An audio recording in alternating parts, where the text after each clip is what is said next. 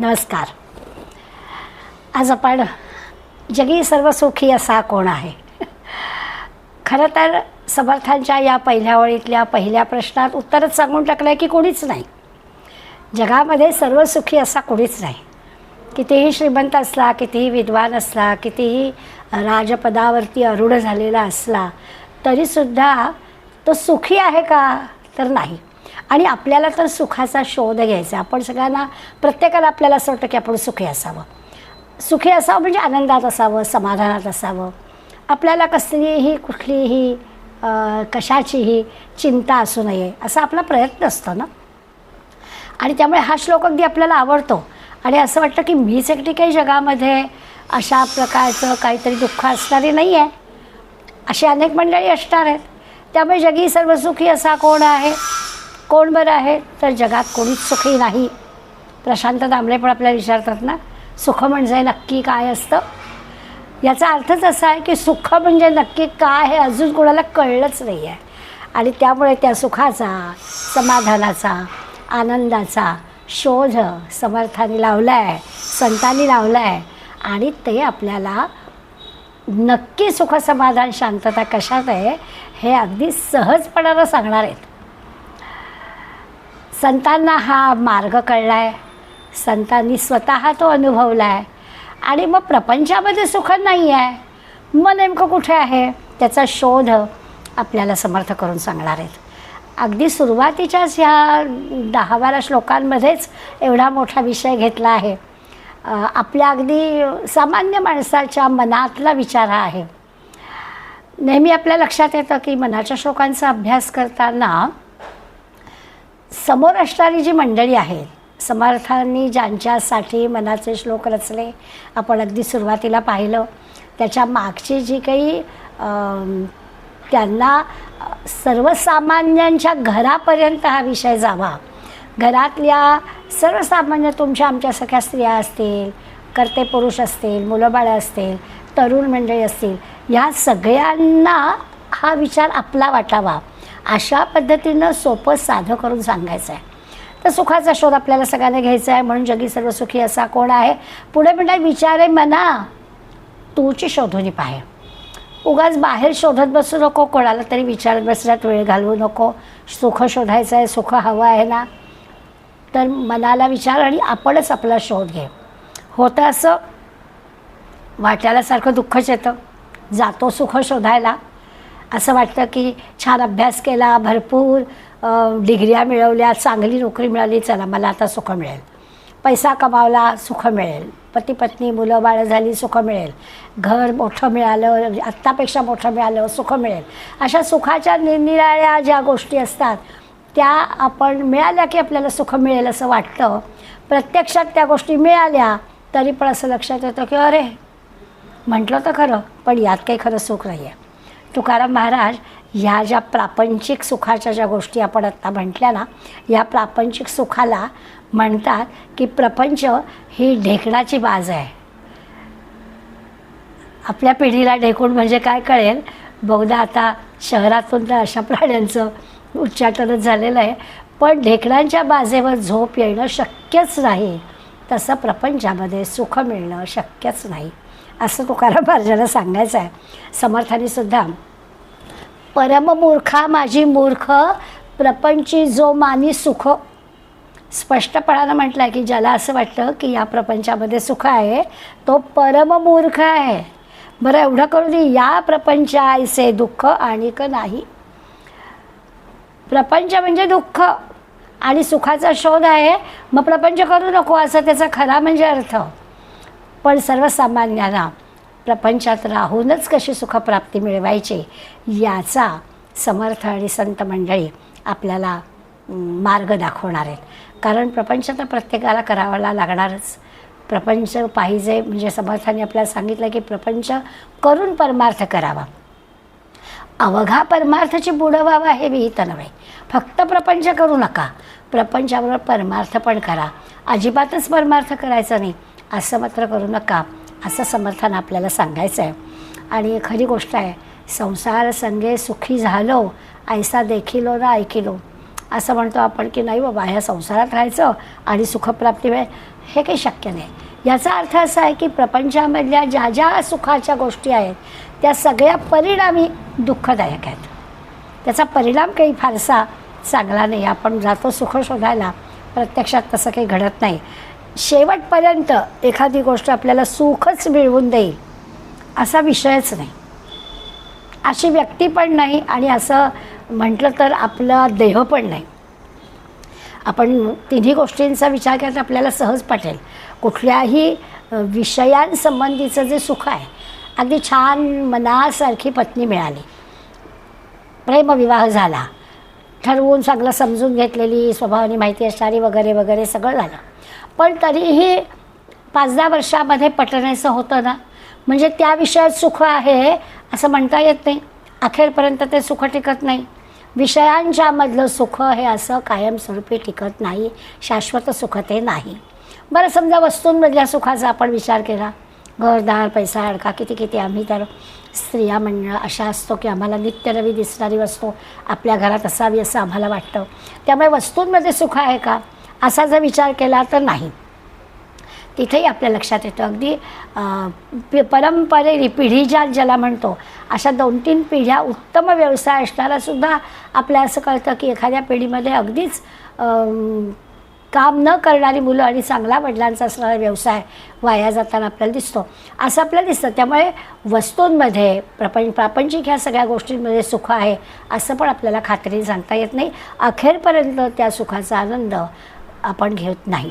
तिसरं आपल्याला सांगितलं की इंद्रिय, ह्या बाबतीत तर आपण खात्रीनं म्हणू शकतो, कारण आपण ते अनुभवतो. तरुणपणी एखादी गोष्ट आपल्याला जी चालते ती वय वाढल्यानंतर म्हातारपणी आपल्याला चालत नाही आहे. म्हातारपणी एक एक एक एक इंद्रिय आपापला स्वाभाविकच तक्रारीचा सूर सुरू करतात. त्यामुळे तीही इंद्रिय आपल्याला सुखाचा, आनंदाचा, समाधानाचा अनुभव देऊ शकत नाही. त्या जगी सर्व सुखी असा कोण आहे विचारी मना, तोच शोधून पाहे. समर्थांनी मनाला सांगितलं की शोध घे, निरीक्षण कर, परीक्षण कर, आजूबाजूचं जे सगळं बघितलंस की तुला कळेल मना की नेमकं सुख कशात आहे. आणि मग असं सांगितल्यानंतर लक्षात येईल की खरंच आहे, श्रीमंताच्या घरी एवढं वैभव असलं, ऐश्वर्य असलं तरी देखील त्याला समाधान नाही. कदाचित असं आपण म्हणू की गरीब असणारा त्याच्याजवळ असं दिखाऊ ऐश्वर्य वगैरे नसेल, खरंच संपन्नता नसतेल, तो बिचारा अर्धपोटीसुद्धा झोपी जात असेल, पण कदाचित तो या ऐश्वर्य संपन्न श्रीमंतापेक्षा कदाचित सुखासमाधानी झोपत असेल. आपण जसं लहानपणी सुखी माणसाचा 15 गोष्ट सांगायचो तसं कदाचित असेलही. तर याचा अर्थ असा आहे की याच्यावर आपलं सुख अवलंबून नाही आहे. वस्तू, व्यक्ती, विषय, पैसा याच्यावर आपलं काही सुख अवलंबून आहे.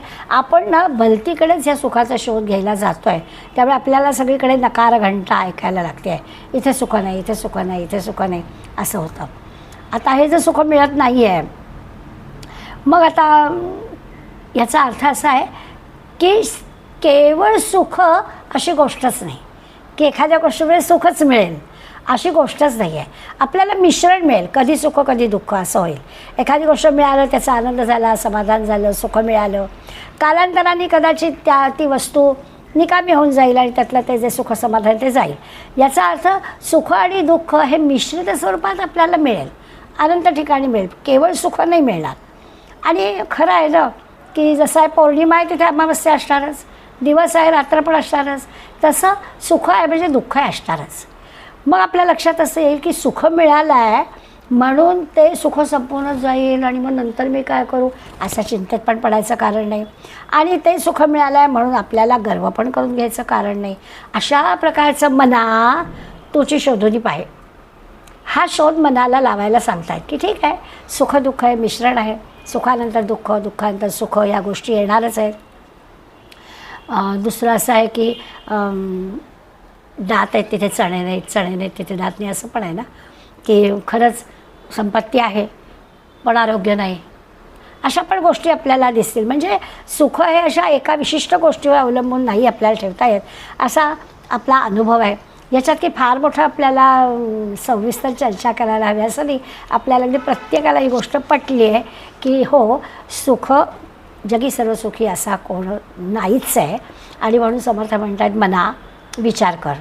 आता समर्थांच्या सांगण्याचा जो अर्थ आहे की मना विचार कर, म्हणजे विवेक कर, विचार कर, बुद्धीचा वापर कर आणि मग असं ठरव, शोधून काढ.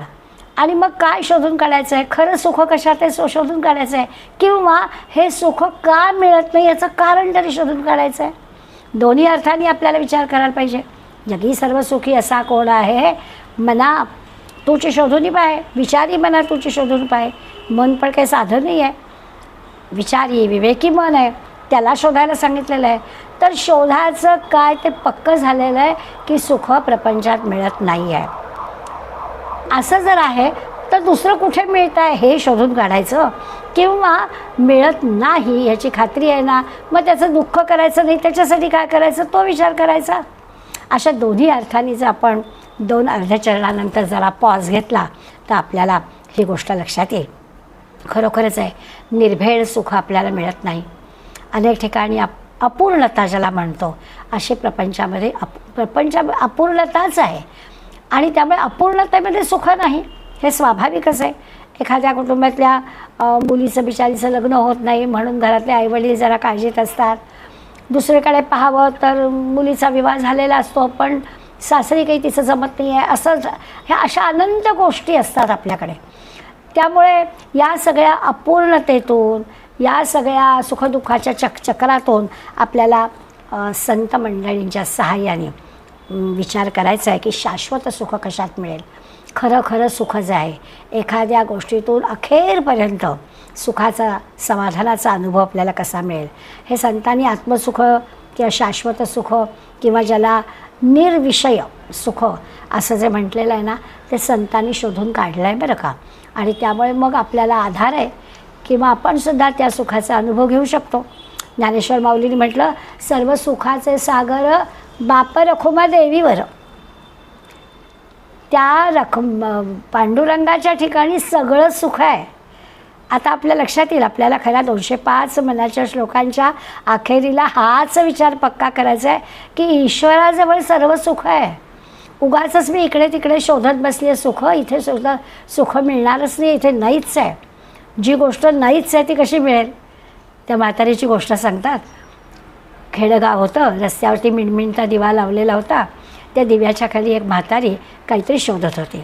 चांगला सुज्ञ शहाणा तरुण मुलगा तिथून चालला होता. त्याला वाटलं म्हातारीला ती काही शोधते तर मदत करावी, म्हणून त्यांनी विचारलं, आजी काय शोधताय. तर आजी म्हणाल्या, अरे सुई शोधते.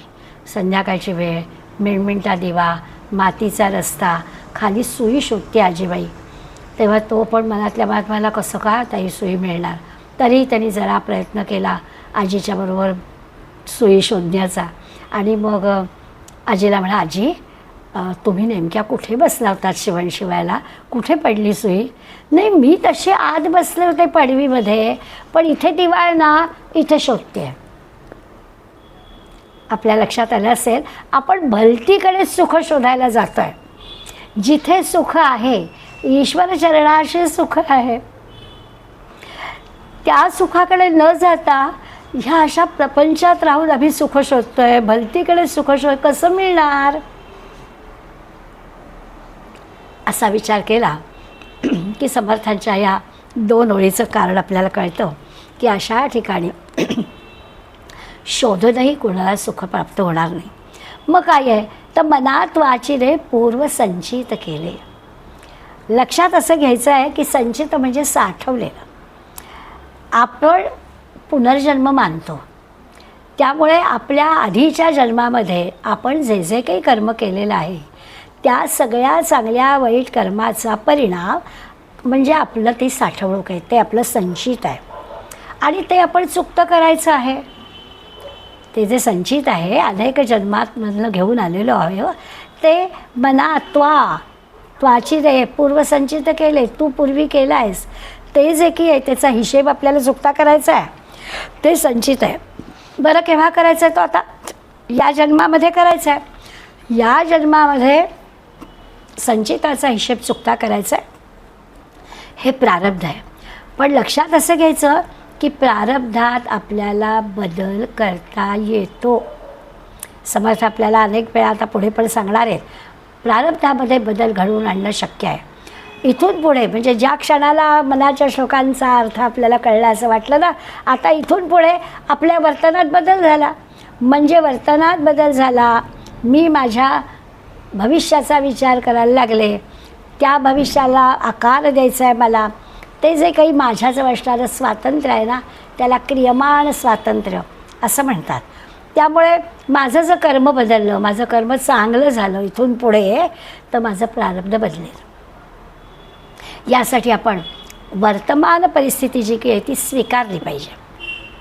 स्वीकारली पाहिजे म्हणजे काय, संचित म्हणून वर्तमान काळ आपल्याला स्वीकारला पाहिजे. या काळामध्ये, या जन्मामध्ये येणाऱ्या सगळ्या ज्या काही चांगल्या वाईट सुख दुःखाच्या गोष्टी आहेत ते आपलं संचित आहे, ते आपण स्वीकारलं पाहिजे. हा महत्त्वाचा विषय समर्थ आपल्याला या तिसऱ्या ओळीमध्ये सांगतात. मना त्वांची रे पूर्वसंचित केले आणि तयासारिखे भोगणे प्राप्त झाले. जे काही संचित आपल्याजवळ आहे त्या संचिताप्रमाणे आपल्याला ते भोगणं. आता भोगणे शब्द जरी असला तरी सुख पण भोगणे आणि दुःख पण भोगणे. त्या असा काही अर्थ नाही आहे की ते भोगायचं म्हणजे वाईटच गोष्टी, मुळीच नाही. आपण गेल्या जन्मी नक्कीच काहीतरी पुण्यकारक केलं आहे म्हणून तर आपण अशा ग्रंथांचा अभ्यास करायचं ठरवलं आणि तो करतो आहोत. त्यामुळे जे काही कर्म आपण केलं आहे ते संचित आपलं आपण घेऊन आलो आहे आणि ते आपण हे पाहिजे करतो आहोत. यासाठी फक्त आपण काय करायचं, जे वर्तमानामध्ये घडतं आहे, आपल्या जीवनात ज्या काही गोष्टी घडत आहेत त्या आपल्या संचिताच्या आहेत असं आपण ठरवायचं. नुकतंच आपलं राममय आपण सगळे झालो होतो आणि त्यामुळे कितीतरी गोष्टी रामाच्या जीवनातल्या आपण गेले 2-3 महिने सातत्यानं सगळं अनुभवतो आहे. माय कैकई ना दोषी नव्हे दोषी तात, राज्यत्याग कानन यात्रा सर्व कर्म जात. खेळ चालला असे माझ्या पूर्वसंचिताचा, पराधीन आहे जगती पुत्र मानवाचा. अगदी हेच सांगता आहेत गदिमा की पूर्वसंचितामध्ये जे काही आहे तेच मला करायचं आहे. माझ्या वाट्याला जे आहे ते मीच पूर्वी पेरून ठेवलेलं आहे ते आता उगवत आहे. होतं असं की मी काय पेरलं आहे ते मी विसरलेली आहे. त्यामुळे आत्ता उगवल्यानंतर माझ्या लक्षात यायला पाहिजे की अरे मीच पेरलं आहे ना. अशा पद्धतीनं संचिताकडे पाहायला पाहिजे. म्हणजे मग आपल्याला आपल्या ज्या सुखाच्या किंवा दुःखाच्या गोष्टी आहेत त्याला आपणच जबाबदार आहोत असं आपल्याला कळेल. आपण काय करतो, सुखाच्या गोष्टीला जबाबदारी असेल तर आपण पटकन म्हणतो हो ना. मग कोणी म्हणतं आईवडिलांचा तुमच्यावरती आहे हो कृपादृष्टी म्हणून असाल वगैरे वगैरे, आपल्याला काही संचित आपण आणलेलं वाटतं. दुःखाच्या बाबतीत आपण हे स्वीकारायला चटकन तयार होत नाही. पण तेही आपण लक्षात घ्यायचं की संचित जे आहे त्या संचिताला जर आपण जबाबदार आहोत तर त्याचे सुख किंवा दुःख जे काही आहे त्यासाठी जबाबदारी आपलीच आहे. असं एकदा मनाशी पक्कं झालं ना की मग आपलं जे दुःखाबद्दलचं चिंतन आहे ना ते थांबतं. माझ्याच वाट्याला का, मी एवढं सगळं चांगलं करते, कोणाचं वाईट केलं नाही तरी असंच कसं घडलं, असे जे काही प्रश्न आपल्या मनात येतात ना ते यायचं हळूहळू बंद होईल. आले तरी आपल्याला ही ओळ आठवेल, मनात वांचिरे पूर्वसंचित केले तयासारखे भोगणे प्राप्त झाले. जे काही घडतं आहे त्याला मी जबाबदार आहे. आपण आपलं जर प्रारब्ध बदलायचं असेल तर आपल्याला काय करायला हवं, ते क्रियमाण स्वातंत्र्य आपल्याला दिलं आहे. इथून पुढे आपण आपलं दैव बदलण्यासाठी, प्रारब्ध बदलण्यासाठी, आपल्या नशिबामध्ये सगळ्या चांगल्याच गोष्टी व्हाव्यात यासाठी आपण काय करायला पाहिजे, तर आपलं कर्म सुधारलं पाहिजे. चुकूनसुद्धा कुठलंही पापकर्म आपल्याकडून होणार नाही असा प्रयत्न केला पाहिजे. आता ते कसं आहे ते संबंध 205 श्लोकामध्ये वारंवार आपल्याला येणारच आहे. म्हणजे मग आपल्याला आपले दोष शोधायला हवेत. असं जेव्हा वर्तन बदल आपण म्हणतो आहे की आपण चांगलंच वर्तन केलं पाहिजे, आपल्याला त्या कर्माचं स्वातंत्र्य आहे, काय केलं पाहिजे याच्याबद्दलचं स्वातंत्र्य आपल्याला आहे, तसं आपण करायचं आहे. त्यामुळे मग आपण तटस्थपणानं आपल्याला पाहिलं पाहिजे. आपल्या दोषांचा विचार केला पाहिजे की चुकांचा आपण विचार केला पाहिजे. आणि असं केलं की आपल्या होणाऱ्या गोष्टीमध्ये आपण दुसऱ्या कोणाला दोष देणार नाही. आपणच पेरलं आहे त्यामुळे आपण जे पेरलेलं आहे तेच उगवणार आहे आणि गतजन्मीचे हिशोबच पूर्ण करण्यासाठी या सगळ्या गोष्टी होत आहेत. अगदी मग आपले शेजार पाजार नातेवाईक अन्य सगळी मंडळी जी काही आपल्या संबंधामध्ये येतात आणि त्यांच्यामध्ये होणारं आपल्याला सुख दुःख आनंद जे काही आपल्याला अनुभवायला मिळतं त्या वेळेला आपण हा विचार केला पाहिजे की हे काही ऋणानुबंध आहेत, हे गतजन्मीचं काहीतरी देवाणघेवाण आहे. या दृष्टीने आपण मनात वांछिले पूर्वसंचित केले तर यासारखे भोगणे प्राप्त झाले याचा अर्थ लक्षात घेऊ शकतो. पुढला जो श्लोक आहे तो मना मानसी दुःख आणू नको रे. मनालाच संबोधला आहे, मनालाच समर्थ सांगतायत की अरे काय आहे, मनामध्ये सारखं तू दुःखाचा विचार असणारच आहे, त्याचा तो विचार करू नको. जीवनात दुःख असणारच आहे, त्या दुःखाचा सारखा विचार करायची आवश्यकता नाही. मानसी दुःख आणू नको रे. मना सर्वथा शोक चिंता नको रे. पहिल्या 2 ओळीमध्ये समर्थ आपल्याला सांगतायत की अरे मना सारखं दुःख करत बसू नको, शोक करू नको, चिंता करू नको. जरा मनाला स्वतःलाच उभारी आण. सारख्या शोकचिंतात बुडण्यापेक्षा आपण ना सगळेजण तसं म्हटलं ना तर जरा तक्रारखोर असतो. प्रत्येक गोष्टीत आपली काहीतरी तक्रार असते. नाही मनासारखं आपल्या झालं की आपण काहीतरी तक्रारी काढतो. छोट्या गोष्टी होतात. जरा थंडी पडाली, काय थंडी पडते नाही झालं. आता पावसाळ्याच्या दिवसात पाऊस पडणारच, पण त्याचा आम्हाला त्रास. उन्हाळ्यामध्ये आम्हाला उन्हाळ्याचा त्रास. सातत्यानं जे काही आहे त्याच्यापेक्षा काहीतरी वेगळं आम्हाला हवं असतं आणि त्यामुळे त्या गोष्टीची तक्रार आम्ही करतो. मी जुन्या घरात राहत होते, ते घर आमचं थोडंसं रस्त्यापासून दूर होतं, अगदी शांत होतं. आणि मग तेव्हा मला वाटायचं की रस्त्यावरती काय चाललं आहे काही कळूचसुद्धा नाही हो घरामध्ये. आता मी घर बदललं आहे, आता घर अगदीच मेन रोडवर आलं आहे. आता मला असं वाटतं की काय सारखे ॲम्ब्युलन्स धाडधाड जात आहेत. किती तक्रारखोर होतो आपण. काहीही जरी असलं ना तरी आम्ही त्याच्यात काहीतरी कारणच काढतो.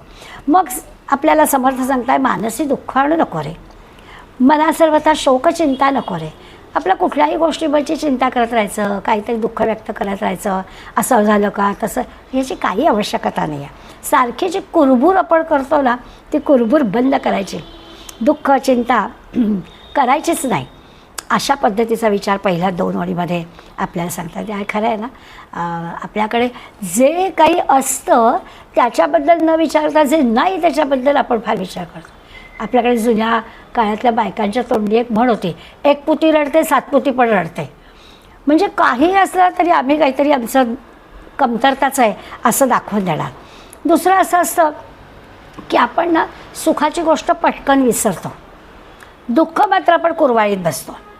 4 जणांना सांगायचं म्हणजे जणू काही आपल्या त्या दुःखाबद्दल लोकांच्या मनामध्ये सहानुभूती निर्माण व्हावी अशा पद्धतीचं आपलं वागणं असतं. त्यामुळे ते दुःख कुरवाळत बसायचं. सुखाच्या ज्या गोष्टी आहेत त्या विसरून जायच्या. असं नाही चालत.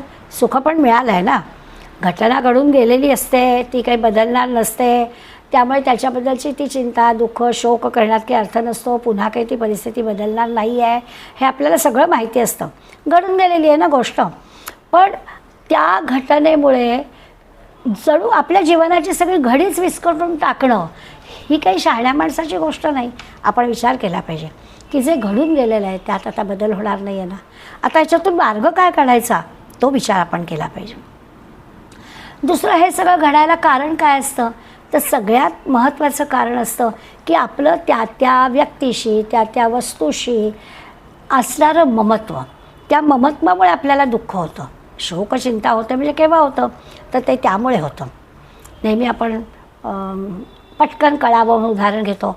वर्तमानपत्रामध्ये कितीतरी वेळा बातम्या येतात, कुठल्या तरी लहानग्या मुलीला काहीतरी असाध्य रोग असतो, बिचारे आईबाप गरीब असतात आणि मग ते गरीब आईबाप वर्तमानपत्रामध्ये जाहिरात देऊन आर्थिक मदतीची अपेक्षा करणारं आपल्याला आव्हान करतात की असं मला शक्य नाही आणि माझ्या मुलीला असा असाध्य रोग झाला आहे तर तिला बरं करण्यासाठी तुम्ही मला मदत करा वगैरे वगैरे. आता ती बातमी आपण वाचतो, आपल्या कामाच्या गडबडीमध्ये आपल्या कुठेतरी माइंडमध्ये ते आपण ठेवतो आणि खरं मदत पण करतो, पण विसरून जातो. आपला विषय संपला. मदतही करतो, मदत करणे असंही जाऊन लगेच बँकेत त्या अकाउंटला आपण 4 पैसे पण काय आपल्याला टाकायचं ते टाकतो. मुद्दा काय की इतपतच आपलं त्या वर्तमानपत्रात वाचलेल्या गोष्टीशी संबंध असतो. पण जर का ही घटना आपल्या कुटुंबामध्ये घडली, अगदी जवळच्या स्नेहसंबंधांमध्ये कोणाच्यात घडली तर मात्र आपण ममत्वामुळे त्यात अडकतो आणि मग अखंड त्या गोष्टीचा विचार, त्याच्याबद्दलची चिंता आपल्याला राहून जाते. तर याचा अर्थ असा आहे की या ममत्वामुळे ही गोष्ट घडते. आता बघा, एकदा समर्थ आपल्याला सांगताय की मानसिक दुःख आणू नको रे, शोकचिंता नको रे, आणि मग त्याचं लगेच रिझन देत आहेत, विवेके देहबुद्धी सोडून द्यावी. आता आपण ही कारणं पाहिले की शोकचिंता कशामुळे होते. तर आत्ता पाहिलं तसं की हे जे ममत्व आहे त्याच्यामुळे होते आणि स्वाभाविकच आपण त्यात अडकतो. आता ते आपल्याला सांगतात की हे ममत्व जर कमी करायला हवं असेल ना, तर पहिलं काय हवं, तर आपली देहबुद्धी सोडून द्यावी. आपण म्हणजे मी म्हणजे हा देह आहे असं जोपर्यंत मी स्वतःला समजते आहे, तोपर्यंत या देहाच्या संदर्भात असणाऱ्या सगळ्या गोष्टी असण्याचा आणि नसण्याचा शोक किंवा दुःख हे आपल्याला भोगावं लागतं. हे ममत्व किंवा ही देहबुद्धी आपलं कमी करून घ्यायला पाहिजे. खरं आहे ना, माझा घर, माझा मुलगा, माझ्या एवढीच, हे सगळं माझं करून मी गोळा केलेलं असतं आणि त्याच्या सुखदुःखात मी असते. मी गमतीनं नेहमी एक उदाहरण देते की माझं म्हणजे कसं असतं. तर आपला भाऊ समजा आजारी पडला, हॉस्पिटलमध्ये ॲडमिट करायची वेळ आली, तर आपण वहिनीला सांगतो, तू दिवसभर आहेस ना, रात्री मी दादाजवळ थांबते, तू घरी जा. आणि रात्री आपण रात्रभर हॉस्पिटलला थांबतो. रजा नंतर लागेल म्हणून दिवसा ऑफिसचं कामही करतो. दिवसभर ऑफिसला जायचं, घरची कामं करायची, रात्री दादाकडे झोपायला जायचं, पण मला त्रास होत नाही. आता एक क्षणभर असा विचार करा, त्या दादाच्या जागी माझा दीर आहे. 4 ठिकाणी मी बोलते, अहो काय करणार, रात्री मग मी तिथे झोपायला जाते ना, आणि मग काय दिवसभर ऑफिस, घरातले कामं पण असतातच ना हो, त्यामुळे अगदी गेला आठवडा. लगेच माझी जी काही तक्रारीचा सूर असतो ना, तो तिथे सुरू होतो. कशामुळे होतो?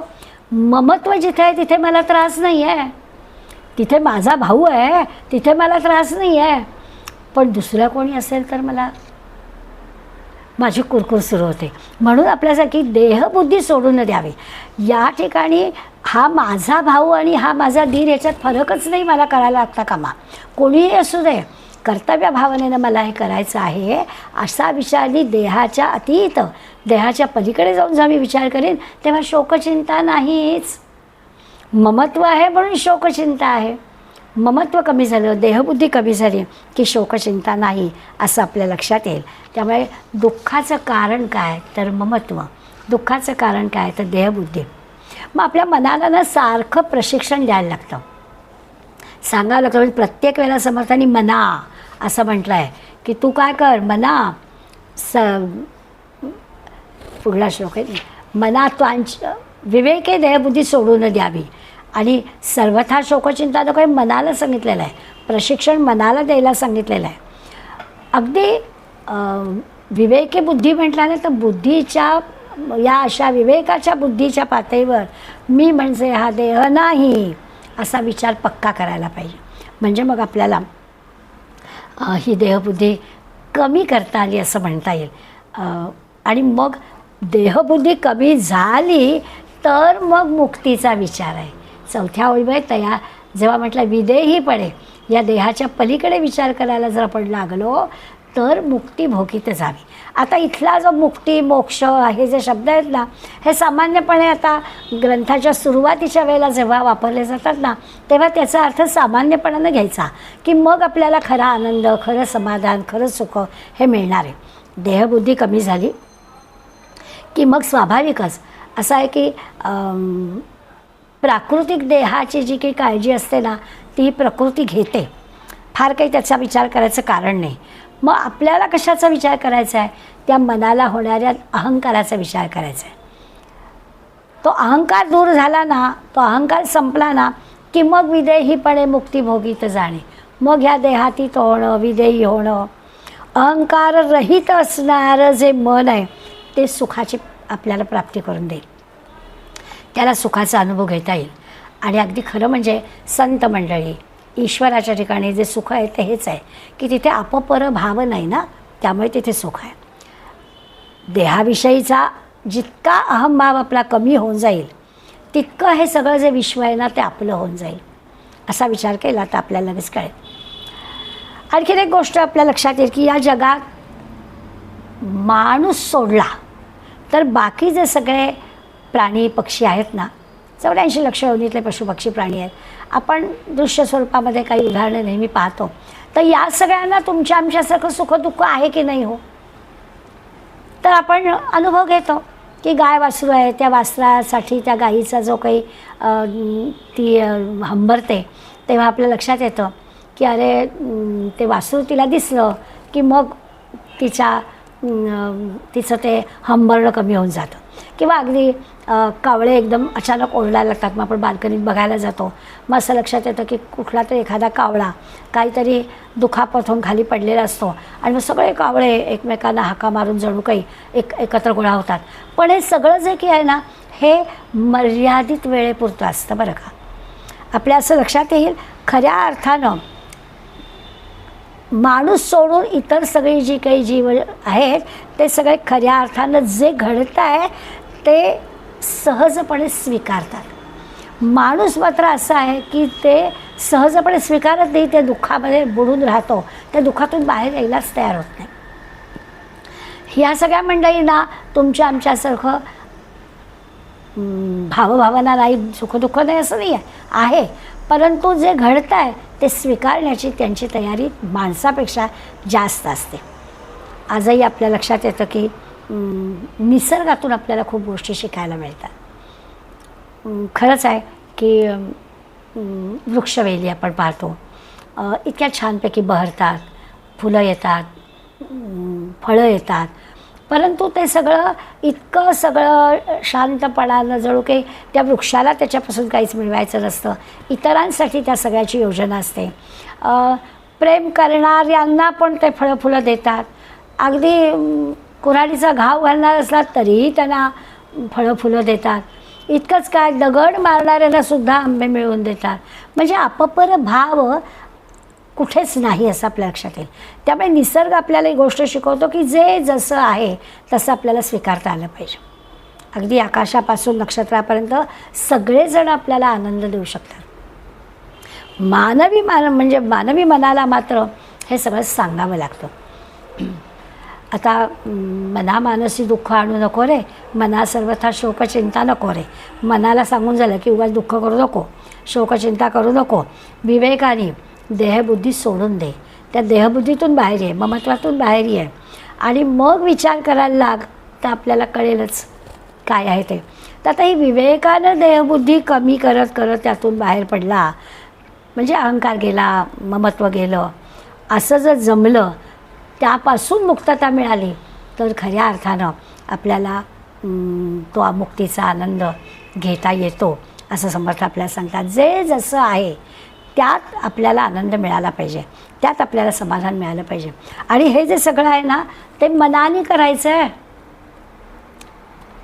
मनाने ठरवलं की सगळं होणार आहे, हे महत्त्वाचं आहे. म्हणून आपल्याला लक्षात येईल की त्या काय म्हणतात ना माणसासारखं म्हणजे प्राण्यांच्या बाबतीत तर आपल्याला म्हणता येतच की त्यांना तुमच्या आमच्या इतकी बुद्धी दिलेली नाही आहे. माणसाला जरा अधिकच बुद्धी दिलेली आहे. पण माणसाला काही पशुपक्ष्याला काही दैवी गुण दिलेले आहेत, त्यांच्याजवळ त्यांची काहीतरी कला, त्यांचं काहीतरी महत्त्व दिलेलं आहे आणि त्याच्यामध्ये ते बदल नाही करू शकत त्यांच्या याने. पण माणसाजवळ बुद्धी अशी दिली की माणूस करू शकतो. मग माणसाला मन बदलायला काय हरकत आहे, जी जशी परिस्थिती आहे त्या परिस्थितीमध्ये राहायला आणि हे करायला काय हरकत आहे, असा विचार स्वाभाविकच समर्थ आपल्याला सांगतात. आणि या अर्थानं मुक्तिभोगीतच जावी. म्हणजे एकदा या देहाच्या पलीकडे विचार करायला लागलो, मी म्हणजे हा देह नाही आहे.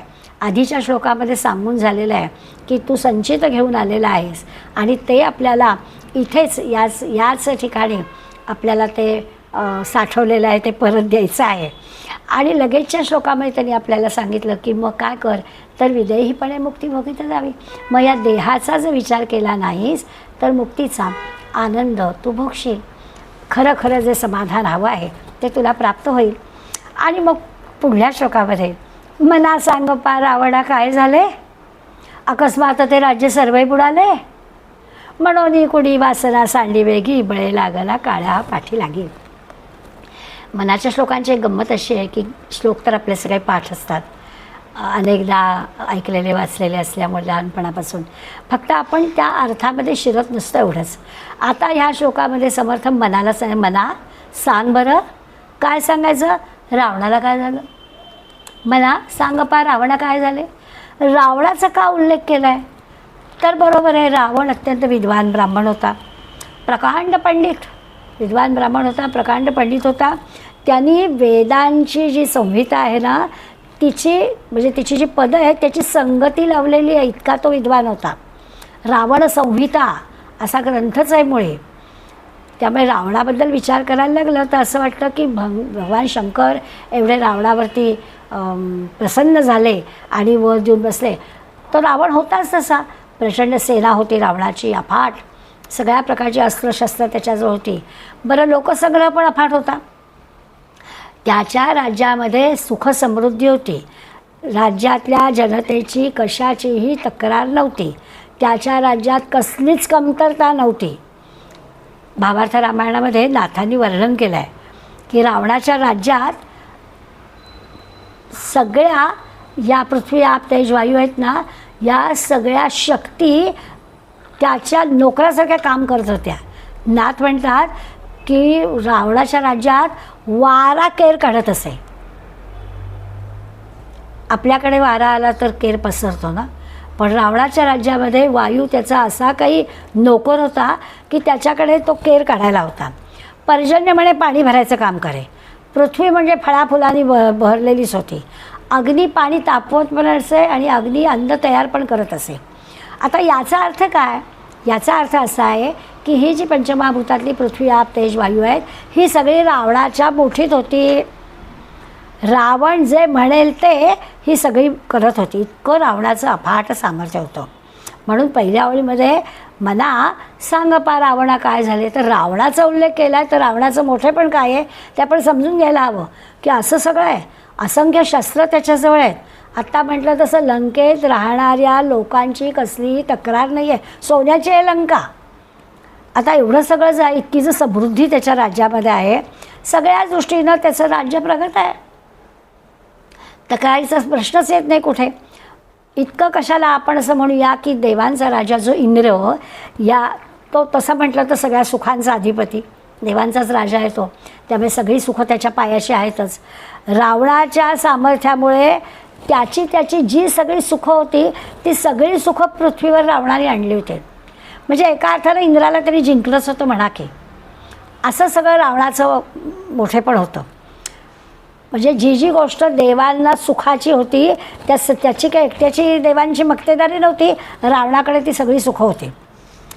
आणि ती अशी सगळी समृद्धता रावणाकडे आहे, स्वर्गसुद्धा त्या रावणाच्या राज्यापुढे फिका आहे. इतका सामर्थ्यवान रावण, अकस्मात ते राज्य सर्वे बुडाले. एवढं सगळं रावणाची सामर्थ्य होतं, समृद्धी त्याच्या राज्यात होती, अकस्मात अचानकपणे सगळं राज्य बुडलं. आता आपल्या लक्षात की असं का झालं असेल, काय कारण असेल. एका क्षणात अकस्मात एका क्षणात सगळं वैभव रसातळाला जाण्याचं कारण काय असेल.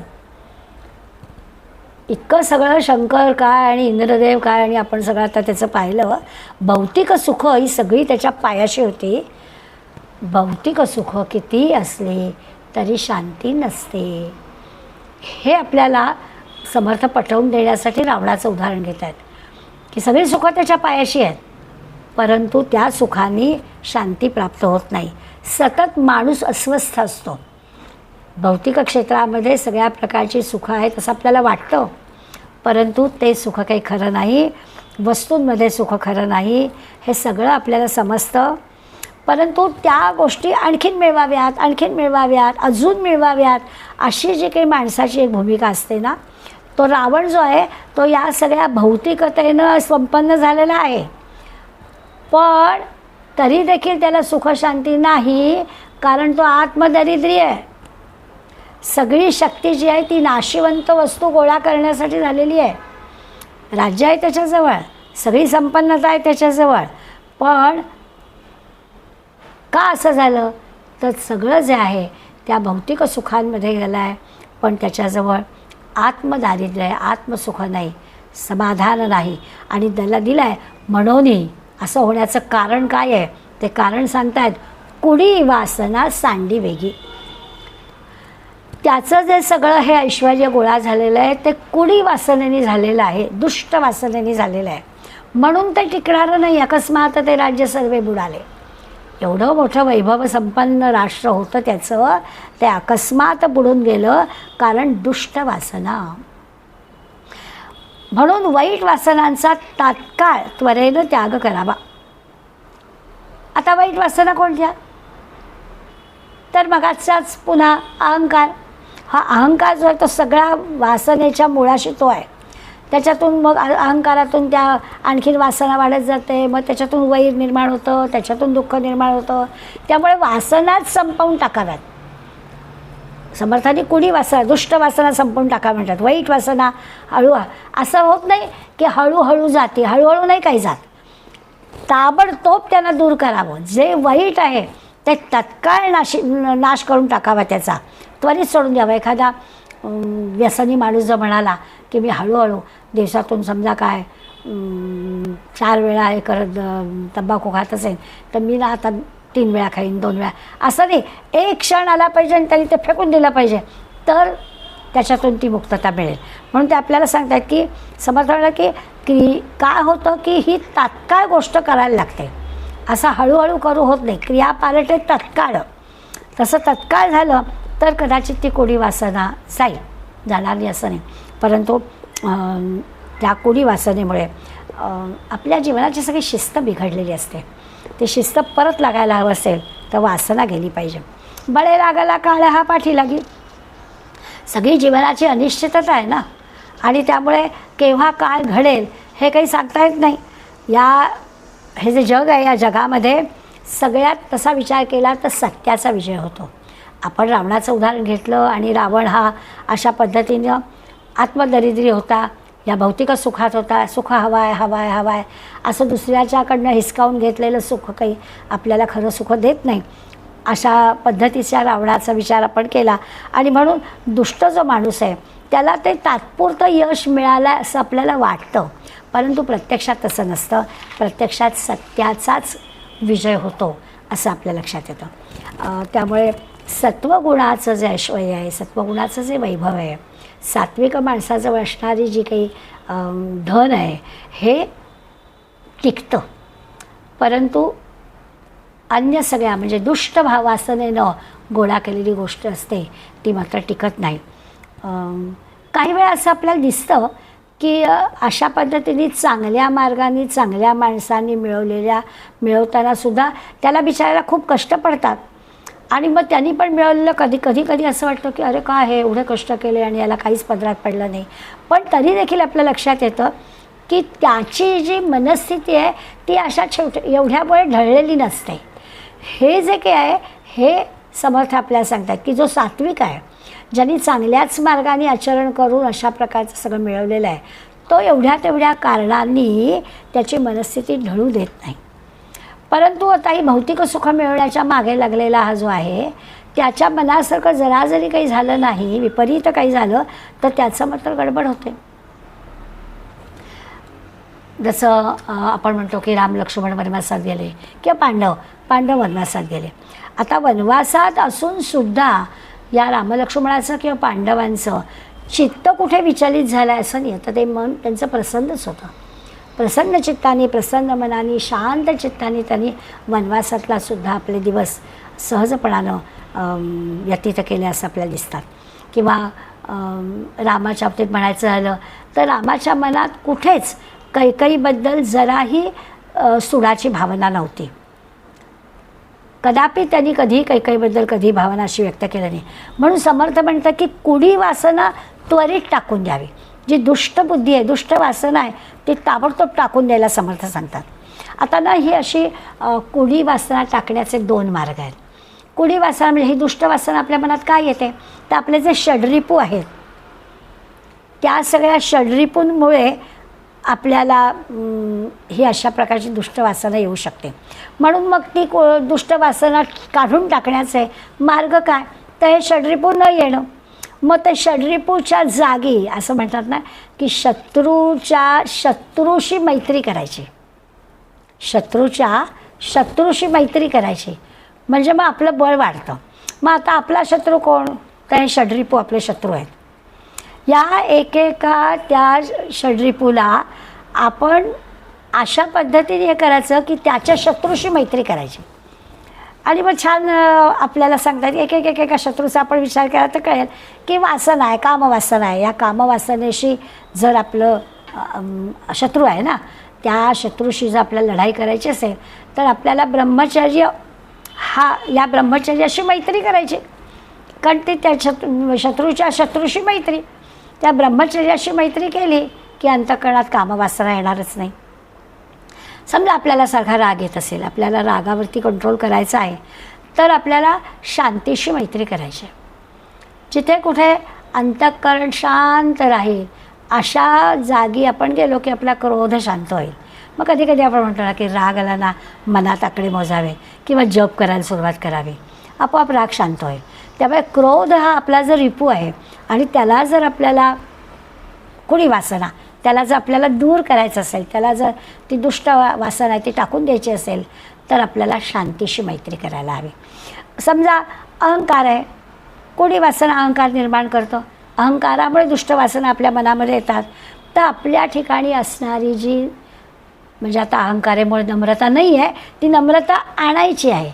नम्रतेशी आपली मैत्री झाली पाहिजे, शरणागतीशी मैत्री झाली पाहिजे.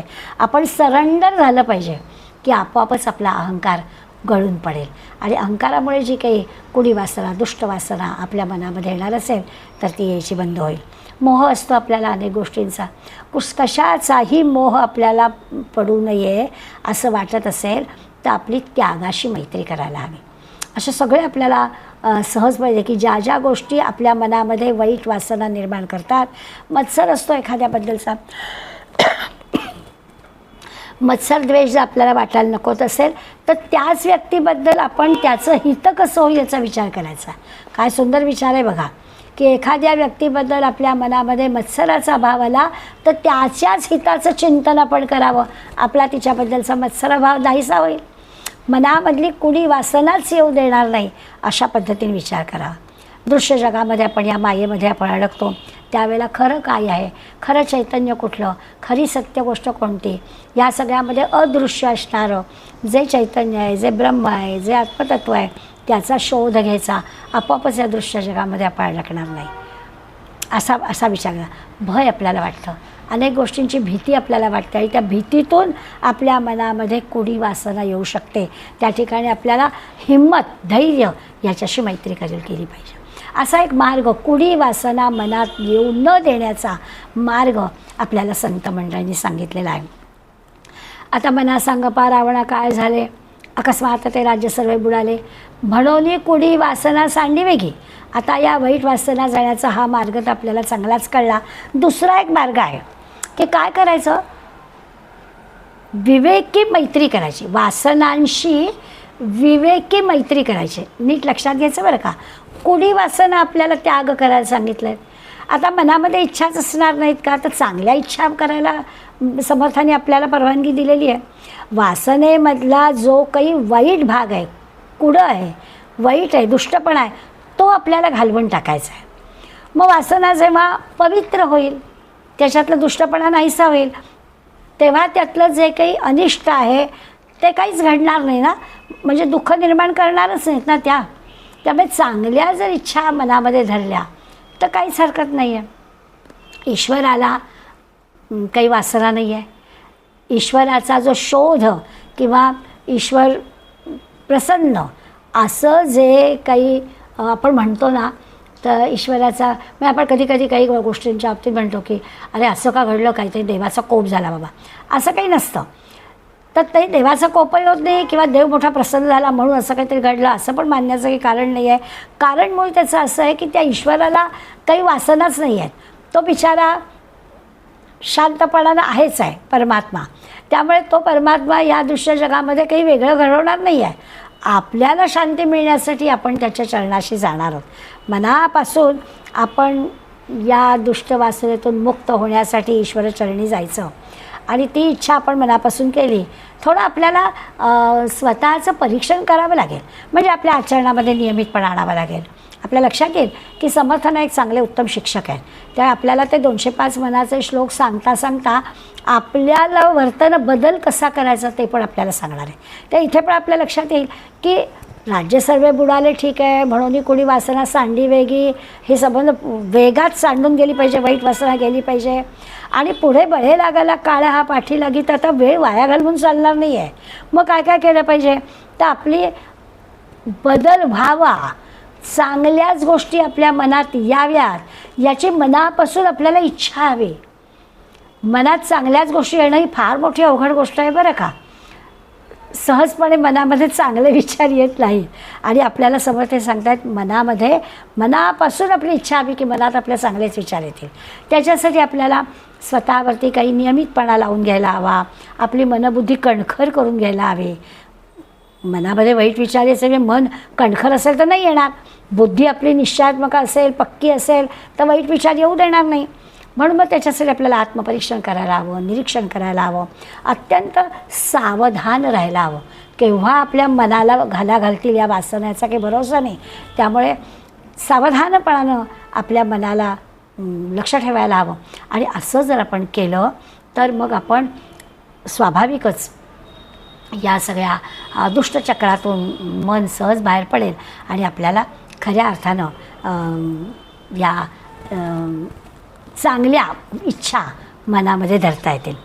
आता या सगळ्यामध्ये खरा सोपा मार्ग कोणता आहे, तर आपल्याला असं लक्षात येईल की हे सगळं होण्यासाठी महत्त्वाचं काय आहे, तर ईश्वर नाम, भगवंताच्या नामस्मरणामध्ये जो आहे त्याला वेगळं काही करायची आवश्यकता नाही आहे. म्हणून स्मरण देवाचे करावे, अखंड नाम जपत जावे, नामस्मरणे पावावे समाधान. ज्या 11व्या श्लोकामधल्या सुखाचा शोध आपण घ्यायला सुरुवात केली त्याचं उत्तर ह्याच्यातच आहे की आपल्याला काय करायला हवं, देवाच्या स्मरणात राहायला हवं. आणि त्याच्या स्मरणात राहिलं, त्याच्या नामामध्ये राहिलं की आपल्याला समाधानाचा नक्की, आपल्याला कुठे नेमकं समाधान आहे त्याचा पत्ता नेमका आपल्याला कळणार आहे. की जो 11व्या ह्याच्यामध्ये आपण असं म्हटलं की अरे कुठे काय जगी सर्व सुखी असं कोण आहे, आणि तो आपल्याला प्रश्न पडला होता की असं जगात कुणीच सुखी नाही. तर तसं नाही, जगामध्ये सुखाचा रस्ता दाखवणारे संत आहेत आणि तो सहज मार्ग आपल्याला मिळणार आहे. फक्त आपण त्यांचं ऐकलं पाहिजे, आपल्या मनाला सातत्यानं त्यांच्या मागे जाण्यासाठी प्रवृत्त केलं पाहिजे. आपोआपच आपलं काम होईल. आणि अशा पद्धतीने या तिन्ही श्लोकांमध्ये आपण विचार केला की जे काही आहे, जे काही घडतं आहे ते सगळं आपलं संचित आहे. आपण जे पेरून ठेवलेलं आहे अनेक जन्मामध्ये तेच आत्ता आपल्याला फळाला आलेलं आहे असा विचार करून प्रत्येक गोष्ट स्वीकारण्याची आपण आपली तयारी ठेवली पाहिजे. असा या 3 श्लोकांमध्ये समर्थ आपल्याला भावार्थ सांगतात. खूप सोपे, सहज कळतील असे श्लोक आहेत.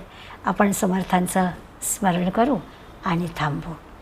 तव स्मरण संतत स्फुरणदाय आम्हा घडो, त्वदीय गुणकीर्तन ध्वनी सुरम्य करणी पडो, स्वदेशहित रक्षणा विणदुजी कथा नावडो, तुझ्या समह्यामुची तनुहि देश काजी पडो.